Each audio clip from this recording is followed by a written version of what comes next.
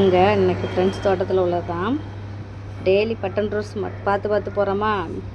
சரி இன்றைக்கி அவ்வளோ பூவை பறிச்சிடலாம். நித்திய கல்யாணி டெய்லி பறித்து தலைக்கு வச்சுட்டு இருக்கோம், ஃபோட்டோவுக்கு வைக்கும் அப்படி நடக்கா. இன்றைக்கி அவ்வளோ ரோஜா தான் பறிக்க போகிறேன்.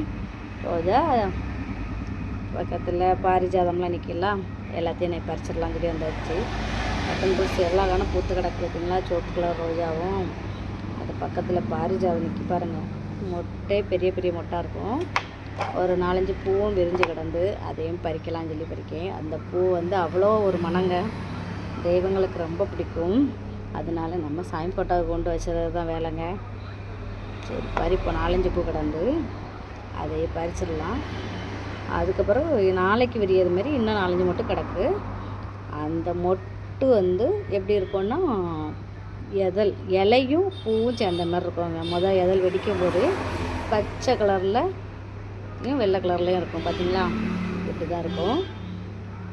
அதையும் பார்த்துட்டு இவ்வளோ பூக்களையும் பறிக்கிறது பறித்து எடுத்தாச்சு பார்த்தீங்களா. நீங்களும் இதேமாதிரி தோட்டத்தில் பறிச்சுக்கோங்க, கமெண்டில் சொல்லுங்கள். சூப்பராக இருக்கா, கலர்ஃபுல்லாக. அதை பறிச்சுட்டு நம்ம சம்பா பிச்சியும் பறிச்சிடுவோம். அதை ஏன் விடுவானே, நம்ம தான் டெய்லி பறிப்போம்லாம். சம்பா பிச்சியும் பறிக்கிறதுக்கு கிளம்பியாச்சு. அதுவுமே ஒவ்வொன்றும் நீல காம்பாட்டு ஜம்முன்னு இருக்கும். பறித்து கெட்டதுக்கு அவ்வளோ ஒரு அழகாக இருக்கும். இன்றைக்கி சம்பா பிச்சியும் பறிச்சாச்சு. ஆனால் இதில் ஒரு சஸ்பென்ஸ்ன்னு சொல்லலாம். என்ன சொல்லலாம், என் ட்ரெஸ் கலரும் அந்த பூ கலரும் ஒன்று போல் இருந்த மாதிரி இருக்குங்க. நான் கெட்டி மடியில் வச்சுருப்பேன். அப்போ பாருங்கள், ஒன்று போல் இருக்கும் கலரு. சம்பா பிச்சி அவ்வளோ பறிச்சாச்சு. எப்படி இருக்குது பாருங்கள், அரும்பு சூப்பராக இருக்கா. இதை என்ன கெட்ட ஆரம்பிச்சிடுன்னு சொல்லி கெட்ட ஆரம்பிச்சாச்சு. அதை கெட்டும்போது அவ்வளோ அழகாக இருந்துங்க, அடுக்கடுக்கா அப்படி இருந்துங்க. கெட்டதும் ஈஸியாகவும் இருந்து பார்த்திங்களா. கெட்டி மடியில் வச்சுருக்கேன் பாருங்கள். என் ட்ரெஸ்ஸும் அதுவும் ஒன்று போல் இருக்கா, சூப்பராக இருக்கா. பிடிச்சிங்க லைக் பண்ணுங்கள், கமெண்டில் கண்டிப்பாக சொல்லுங்கள் அந்த ட்ரெஸ் மேட்ச் எப்படி இருக்குன்னு, பூவும் ட்ரெஸ்ஸும்.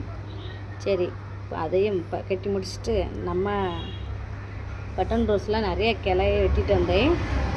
அதெல்லாம் நட்டு விட்டுறலான்னு சொல்லிட்டு மண் கலவையெல்லாம் ரெடி பண்ணி வச்சாச்சுங்க. ரெடி பண்ணி வச்சுட்டு அதை துண்டு துண்டாக கட் பண்ணி அதை கொஞ்சம் வச்சு விடுவோம். அது கண்டிப்பாக யாருக்காவது உதவும் தழுத்து வந்தனா. ஏன்னா நமக்கு பட்டன் ரோஸ் நிற்கி இதை கண்டிப்பாக யாருக்காவது கொடுக்கலாம். நமக்கு நிறைய பட்டன் ரோஸ் கம்பு தழுக்க வச்சதெல்லாம் இருந்துங்க. இன்னும் டப்பாவில் வேறு வச்சுருந்தேன் தழுக்கிறதுக்கு. அதுவும் இப்போ தான் மெதுவாக தழுத்து வருது. பக்கத்தில் சின்ன சின்ன டப்பாவில் நிற்கி பாருங்க, அதில் தழுத்து வருது.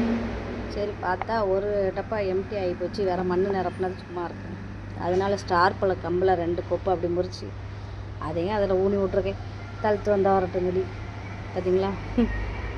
ஏன் அந்த ஒரு டப்பா சும்மா இருக்குது, ஏதாவது ஒரு செடியை வைக்கணும், ஏதாவது ஒரு கம்பை வச்சு பார்ப்போம் தானே.